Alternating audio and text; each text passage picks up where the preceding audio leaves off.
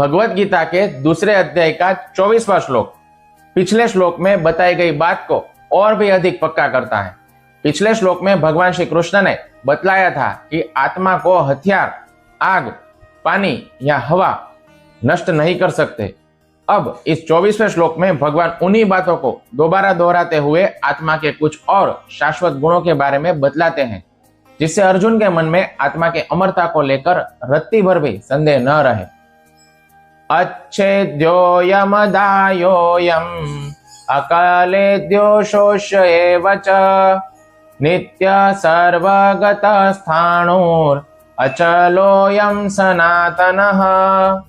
यह आत्मा निश्चित रूप से अच्छेद्य, अदाह्य, अक्लेद्य और अशोष्य है।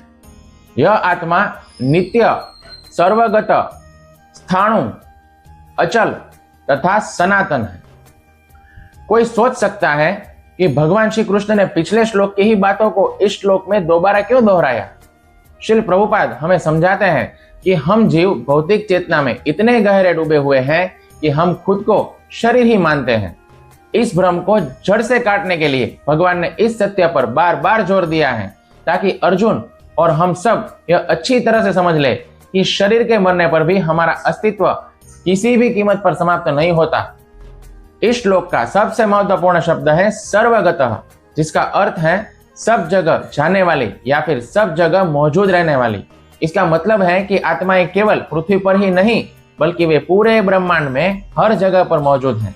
वे जल में हैं, हवा में हैं, आकाश में हैं और यहाँ तक कि अग्नि के भीतर भी जीव रहते हैं। सूर्य के भीतर भी रहने वाले जीव हैं, जिनका शरीर अग्नि के अनुकूल बना हुआ है। इसलिए यह सोचना बिल्कुल गलत है कि अन्य ग्रहों पर जीवन नहीं है। भगवान श्री कृष्ण यहाँ पर आत्मा को पूरी तरह से समझने के लिए 5 शब्दों का प्रयोग करते हैं। नित्य यानी कि यह हमेशा रहती है, समय के चक्र से बिल्कुल परे है।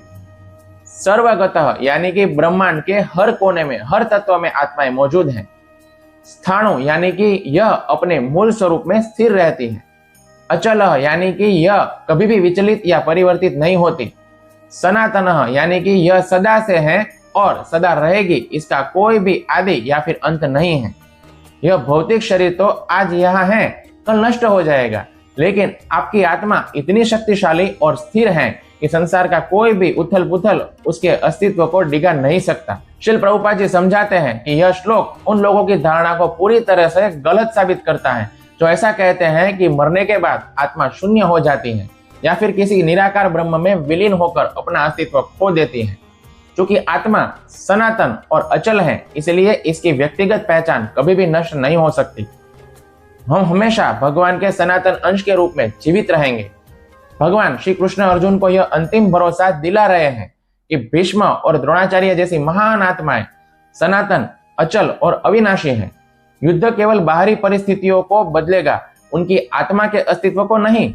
इसलिए अर्जुन को अपने मन के अनजाने डर और असमंजस को पूरी तरह से छोड़ देना चाहिए और भगवान की इच्छा को शिरोधार्य करते हुए अपना कर्तव्य निभाना चाहिए।